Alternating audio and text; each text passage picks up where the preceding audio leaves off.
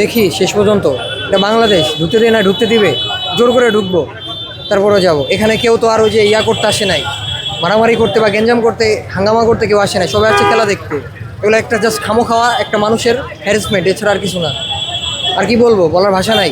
তারা তো অনেক আগে থেকে বলছিল যে বহিরাগতদের ঢাকা বিশ্ববিদ্যালয়ের বাইরে যারা আছে তাদেরকে ঢুকতে জাস্ট বলছে এই যে মানে ফাইনালের জন্য বলছে, এটা বলার রিজনটা কি? আগে কোনো ইয়া হয়েছে, কোনো অকারেন্স হয়েছে, মারামারি হয়েছে বা কিছু হয়েছে? আজকে কেন হবে? আমার কথা আজকে কেন হবে?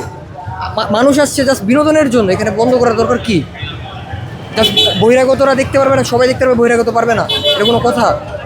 আর আপনার দৃষ্টিকোণে কি কি আপনি কি মেনে নেবেন? এটা মেনে নেওয়ার কথা এগুলো এগুলো এছাড়া আর বলার কিছু নাই।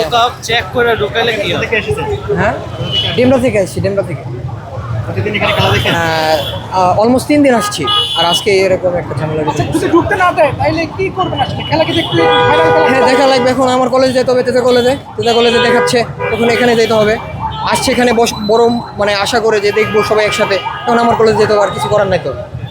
নিরাপত্তার একটা বিষয় থাকে এখানে নিরাপত্তার কি আছে? আমাদের সবাই চেক করে ঢুকাক না। আমরা এখানে তো কোনো একটা ইয়া করতে আসি নাই, আসছি আমরা স্টুডেন্ট, আমরা কোনো অন্য ইয়া না তো।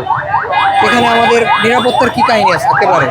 এরকম হয়তো আমাদের আগে আমাদের ফাইনালের আগে যে খেলাধুলা হয়েছে, এখানে যদি কোনো ঝামেলা হইতো তাহলে আমরা মেনে নিতাম। এরকম কোনো ঝামেলা তো হয় নাই। আজকে কেন আমাদের এত নিরাপত্তার প্রয়োজন কেন? আজকে কেন? টিএসসিতে প্রতিদিনই খেলা দেখছি, আজকে আমাদের টিএসসিতে যেতে দেওয়া হচ্ছে না।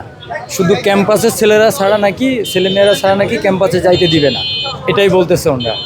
এখন দেখি, অপেক্ষা করতেছি লাস্ট মোমেন্টে কি বলে।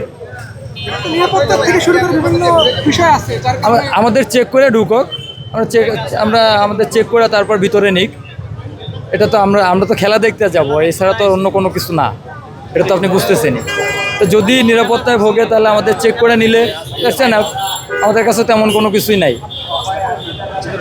যদি হয় তাহলে তো ভালো হয়। সেজন্য পরিবেশ এবং ঘুমের নিশ্চয়তা নিশ্চিত করতে প্রশাসনকে আবেদন জানিয়েছিলাম। প্রশাসন তার প্রেক্ষিতে এই সিদ্ধান্ত নিয়েছিলাম, এবং আজকে আপনারা দেখতে পাচ্ছেন যে বহিরাগতদের অ্যালাউ করা হচ্ছে না। আমরা ঢাকা বিশ্ববিদ্যালয়ের শিক্ষার্থী শুরু করে বাইরে যারা মানুষ আছেন, আমরা সকলের সহযোগিতা এখানে কামনা করছি।